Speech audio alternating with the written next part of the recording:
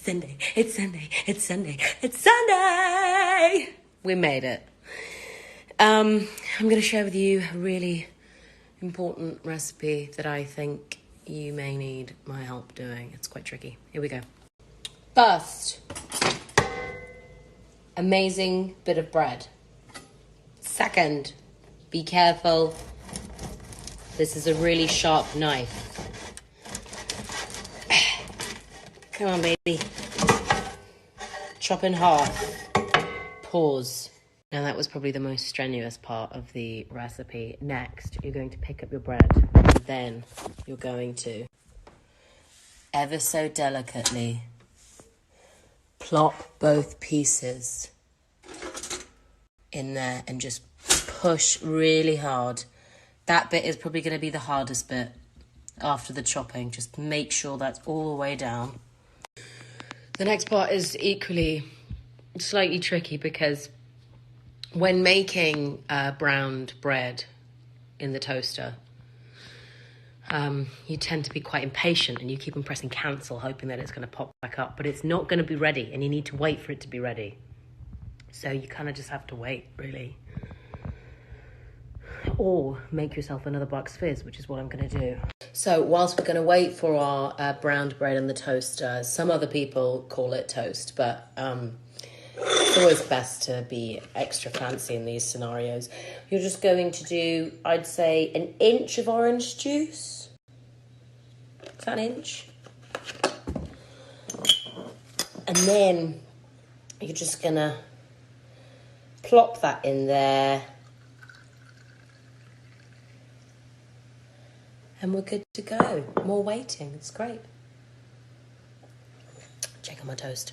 The crucial part of this recipe that I got taught very early on from my father is that there's no point in having a good piece of toast unless you've got good butter with it too. So today I've just got some lightly salted butter. I like it preferably a bit cold so that when it goes on the toast it melts, but it's also still a bit cold. Lots of layers in this. So my toast my browned bread in the toaster just popped. And I don't mind that. I mean, because it's sourdough, I think I should probably go with that. So my cold salted butter, I was already feeling fancy and I started slicing it. I'm just gonna literally lather it on everywhere. I'm a big butter fan. If you're not, then close your eyes because it's going to get way worse. Just smother that all over it. Come here, butter. I used to actually make it so that it was dripping. That's how much butter there would be on it. Gotta love the butter. Okay. Am I going to use the whole chunk? Maybe. We don't know. We'll see how buttery it is. So, because I'm a Brit, I'm obviously going to use some Marmite. Now, people have the wrong idea with Marmite. Marmite, I personally don't think, it's not like a thick Nutella spread. It's a seasoning, essentially. So you're just going to basically do like a spider's web. That's how I was taught when I was younger. All over the piece. So it's not too overwhelming. Obviously, if you like loads of Marmite, then go crazy, kids. But for the newbies, just a slight smush.